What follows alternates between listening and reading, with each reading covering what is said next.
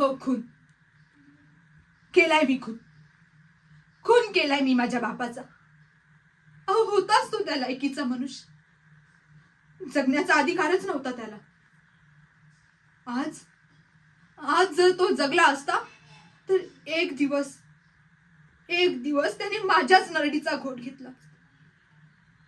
मनुष्य रूपातला राक्षस होता तो, राक्षस. रोज घरी पिऊन यायचा, धिंगाणा घालायचा. या बापाच्या असल्या वागण्यापायी साऱ्या गावाने आम्हाला वाईट टाकले होते. माझी आई बिचारी 4 घरी धुणं भांडे करून आमचे पोट भरवायची. माझी छोटी बहीण पिंकी, तीही आईला कामात मदत करायची. एकदा पिंकी खूप आजारी पडली. गरम तव्यासारखी तापली होती ती. अंग लाल बुंद झाले होते तिचे. नुसता सापळाच दिसत होता. पण काय करणार, कुठे जाणार?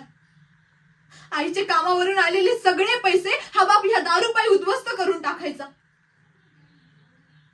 शेवटी आई तिच्या बांगड्या घेऊन आली आणि मला म्हणाली, ह्या बांगड्या घे, सावकाराकडे जा आणि आलेल्या पैशातून माझ्या पिंकीला बरं कर ग, माझ्या पिंकीला बरं कर. त्या बांगड्या घेतल्या आणि सावकाराकडे निघाले. तोच हा बाप दारात आडवा आला आणि बांगड्या घेतल्या हिसकावून त्याने. आता काय करणार?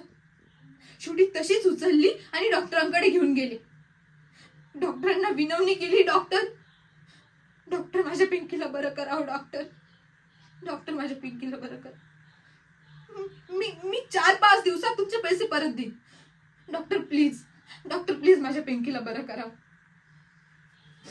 तर ते म्हणतात कसे, तपासायची वेळ सकाळी 8 ते 10 आहे, सकाळी घेऊन या. असा राग आला त्या डॉक्टरचा, असा राग आला. पण काय करणार, कुणाला सांगणार?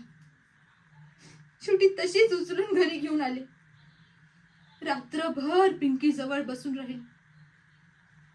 रात्रभर पिंकीला म्हणत होती, पिंकी तू बरी होशील बघ. पिंकी तू बरी झाली ना, आपण खूप खेळू. पिंकी मी तुला खूप शिकवेल ग. पिंकी मी तुला मोठ्या शाळेत टाकेल. पिंकी तू खूप मोठी होशील. पिंकी तू खूप मोठी होशील बघ.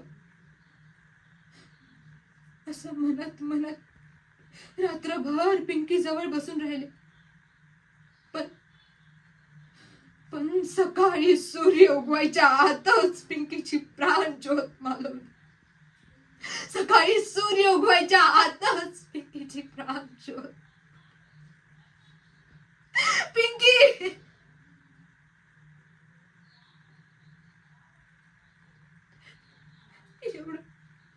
एवढं सगळं होऊनही या बापाचे डोळे उघडले नाही. एकदा असाच पिऊन आला, लागला हानमार करायला, पैसे मागायला.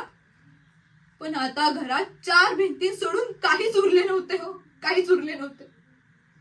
हा, आईच्या गळ्यात एकुलते एक मंगळसूत्र ते होते. तेव्हा तेही घेतले हिसकाटून त्याने आणि गेला पुन्हा त्या गटारात लोळायला. आता आई रडून फार वेडी झाली होती हो. आईची समजूत घालायला गेले की म्हणायची, माझा संसार जसा दुःखाचा डोंगर, या दारूपायी गेला माझा शृंगार.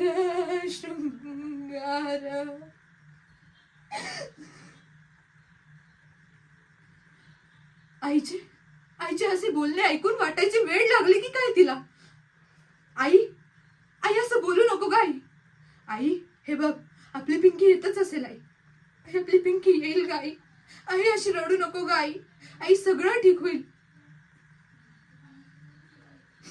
पण काहीच ठीक झालं नाही. एवढं सगळं होऊनही या बापाचे डोळे उघडले नाही हो. एकदा असाच पिऊन आला, लागला धिंगाणा घालायला. मला मारायला, आईला मारायला. पण आई आता धीड झाली होती. लागला पैसे मागायला. आता घरात काहीच उरले नव्हते. आईने त्याला पैसे देण्यास नाकारले. तर तो म्हणतो कसा, चल तू, तुलाच ठेवतो गहाण. असा राग आला, अशी कळ आली माझ्या मस्तकात. घेतला कोयता आणि घातला त्याच्या डोक्यात.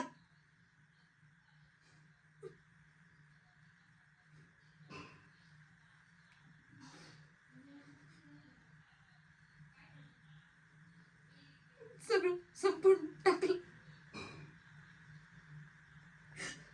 सगळं संपून टाकलं.